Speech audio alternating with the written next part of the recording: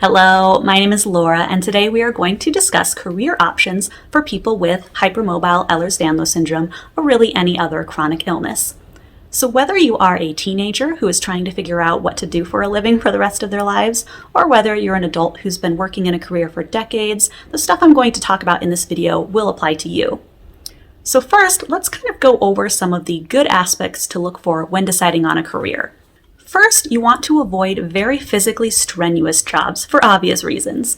So this could include jobs like being an ER or a floor nurse, a chiropractor, or a mechanic.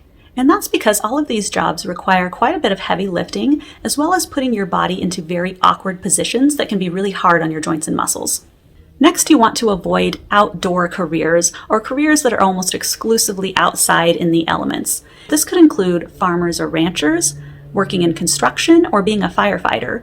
And also all of those careers have quite a bit of overlap with the very physically strenuous jobs. And so working almost exclusively outside in extreme cold, very hot and humid weather, windy weather, this is all very hard on your body no matter who you are, but especially if you have a chronic illness. So this is something you really want to avoid if you can. Next, you want to avoid jobs that have little to no movement during your working hours. So this could include a truck driver, a pilot, lifeguards, or any sort of desk job where you don't leave your desk except on your breaks. So kind of on the same hand as a very physically strenuous job, a job where you are almost exclusively sitting for 8+ hours a day is also very hard on your joints. And lastly, you want to avoid any job with on-call shifts or any sort of management position where you are expected to be available at a moment's notice. So as you might be aware, people with chronic illnesses have bodies that are very unpredictable, and it can be very difficult to be expected to work when you're struggling with certain symptoms. So now let's talk about some of the good aspects to look for when deciding on a career.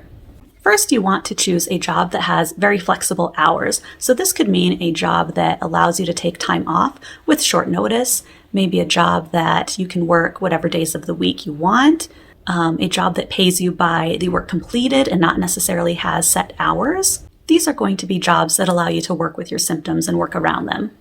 Next, you want to try to find a job that has a good mixture of sitting, standing, and walking, because that's going to be the easiest on your joints and muscles. And then you also want to try to find a career that's almost exclusively indoors for obvious reasons. So what are the best careers for people with hEDS or any chronic illness?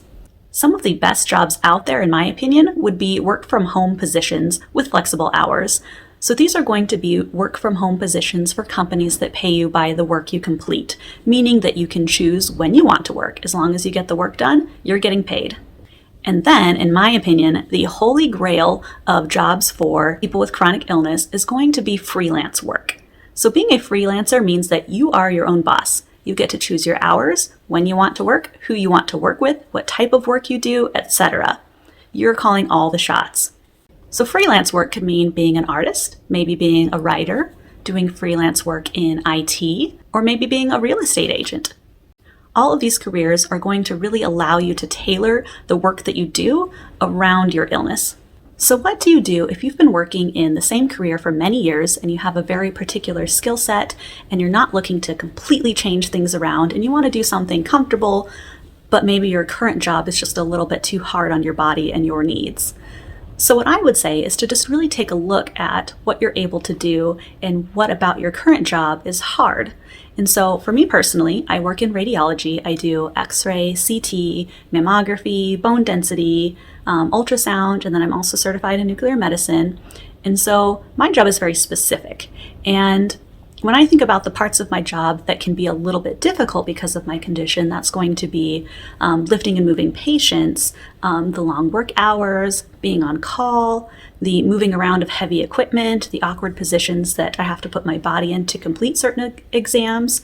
And so when I think about my current skill set and what I can do well and what I can't do, what I'm kind of leaning towards as far as a fallback, should I ever need to do something different with my career, is maybe becoming a radiology office assistant.